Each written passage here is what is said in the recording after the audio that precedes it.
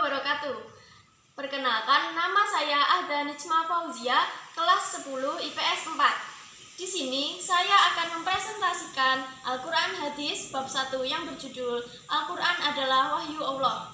Al-Quran adalah kitab suci terakhir yang diturunkan oleh Allah Subhanahu wa Ta'ala kepada Nabi Muhammad SAW. Allah Subhanahu wa Ta'ala juga menurunkan kitab-kitab suci kepada para nabi sebelum Nabi Muhammad SAW.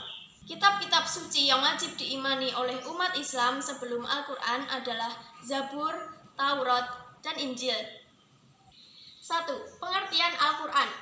Para ulama ahli Al-Quran memiliki beberapa definisi dan pemahaman tentang Al-Quran, baik dari segi etimologi maupun terminologi.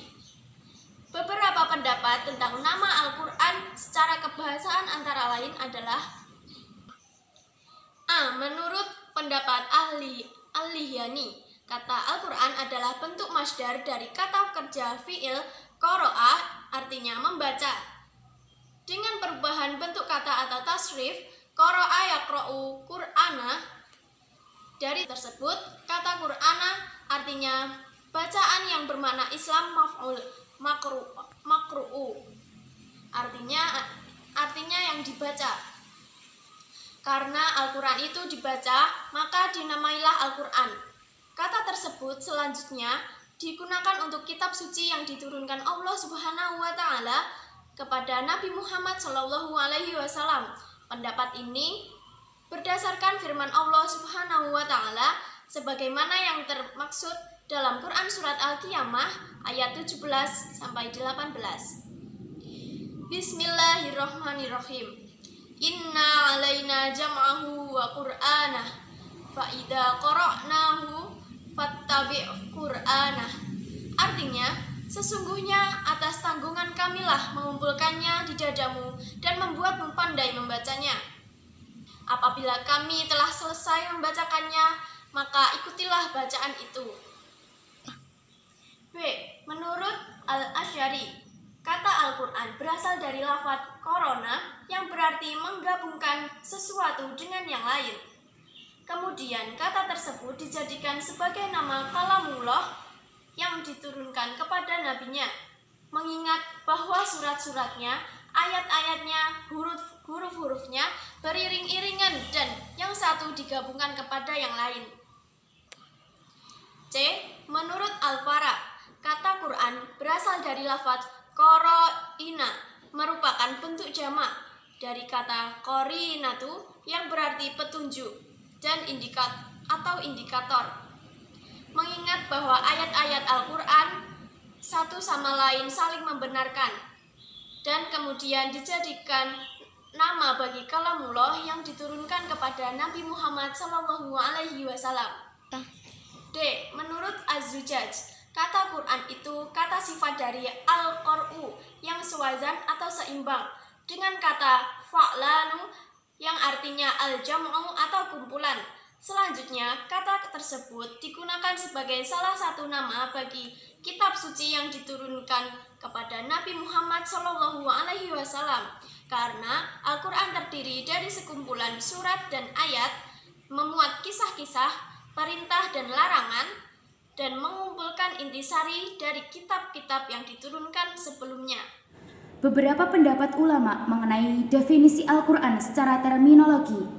1. Syekh Muhammad Khudaribai, Al-Quran ialah lafadz yang berbahasa Arab yang diturunkan kepada Nabi Muhammad SAW untuk dipahami isinya dan selalu diingat. 2. Syubhi Soleh, Al-Quran adalah kitab Allah yang mengandung mukjizat yang diturunkan kepada Nabi Muhammad SAW yang ditulis dalam mushaf yang disampaikan secara mutawatir dan bernilai ibadah membacanya.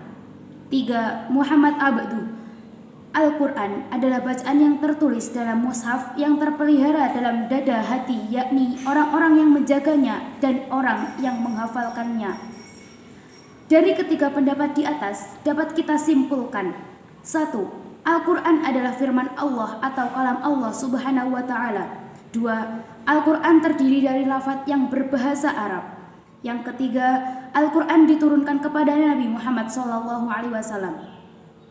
2. Nama-nama Al-Quran. Al-Quran sebagai kitabullah memiliki banyak nama. Antara lain 1. Al-Quran.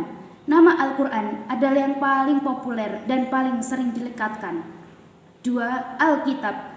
Al-Quran sering juga disebut Alkitab atau Kitabullah yang berarti kitab suci Allah.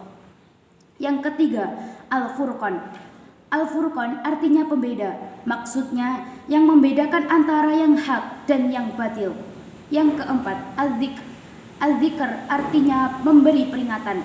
Melalui Al-Quran, Allah Subhanahu wa Ta'ala memberikan peringatan kepada manusia. Yang terakhir, At-Tanzil. At-Tanzil yang artinya yang diturunkan. Al-Quran diturunkan oleh Allah Subhanahu wa Ta'ala kepada Nabi Muhammad SAW melalui perantara malaikat Jibril alaihi salam untuk disampaikan kepada seluruh manusia. Cukup sekian. Wassalamualaikum warahmatullahi wabarakatuh. Nama-nama Al-Quran. 1. Al-Quran. Nama Al-Quran adalah paling populer dan paling sering dilekatkan. Kita masih ingat bahwa Al-Quran artinya bacaan atau yang dibaca. 2.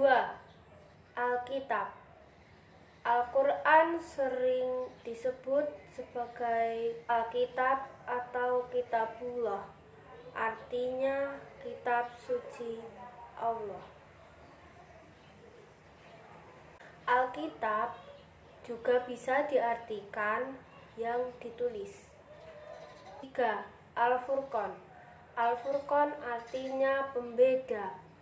Maksudnya yang membedakan antara yang hak dan yang batil. Al-Furqan merupakan salah satu nama Al-Quran. 4. Az-Zikro. Az-Zikro artinya memberi peringatan. Melalui Al-Quran, Allah Subhanahu wa Ta'ala memberi peringatan kepada manusia. 5. At-Tanzil. At-Tanzil artinya yang diturunkan.